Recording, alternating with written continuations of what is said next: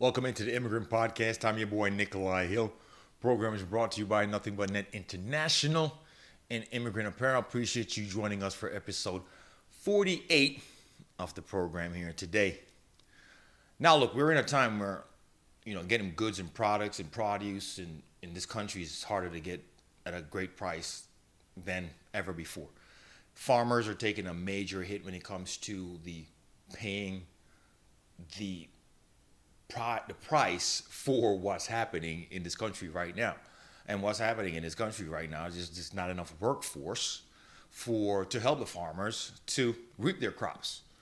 And that's one of the things that's going to continue to be a dysfunction for the entire community of the entire country. So, supermarkets and then the consumers.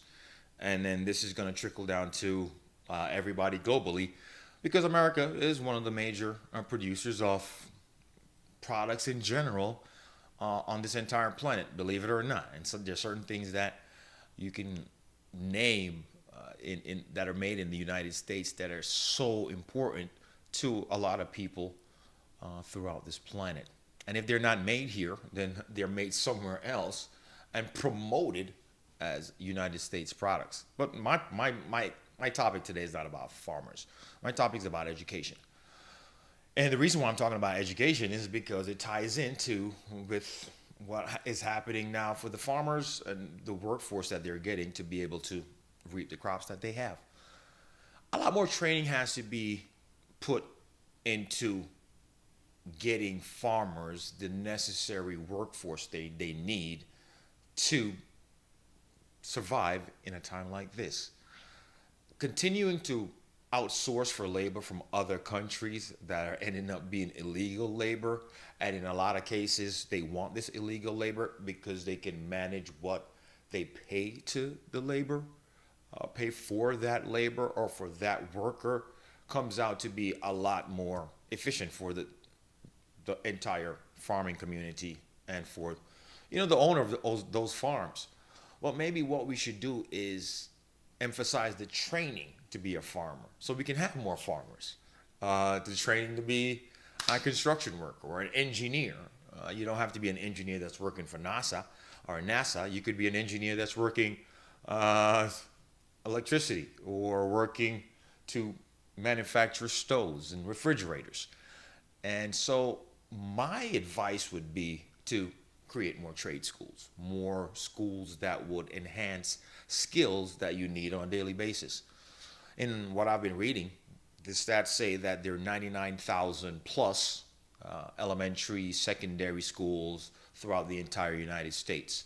And there's only 1,200 trade schools that encompass the same level of elementary and secondary education all the way up to K-12 in the United States. So if you check those numbers, we're talking about just a little bit over 1% of the schools that are in the entire United States that are based for elementary schools through secondary school education is for people who are specifically trying to learn something, learn a craft that they can use down the road. And we're talking about farmers. This is the reason why I started talking about the farmers today.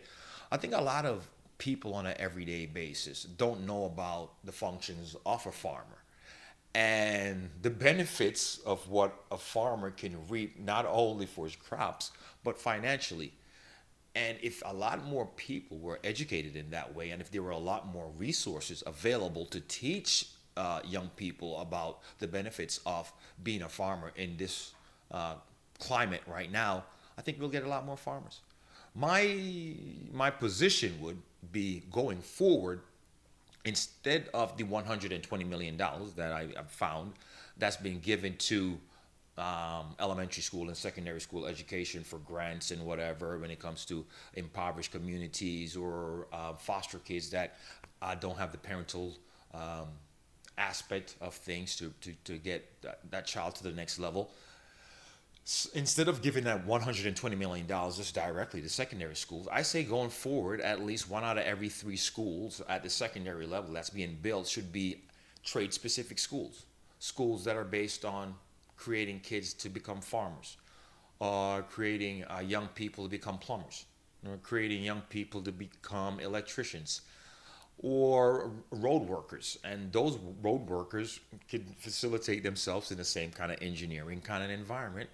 And depending on your level of aptitude, you can go further or stay at wherever you are. But I think that's going to be something that's beneficial. We've seen this work outside of this country in many places, specifically in the Caribbean, where I have my base. So it's possible, and it's something that if I had the avenue or the platform, the stage, I would recommend to the United States government and to many governments out there that are struggling to find young people who are getting to college but not graduating from college, or who are applying for college and not even get into college, and then they're deflated and defeated.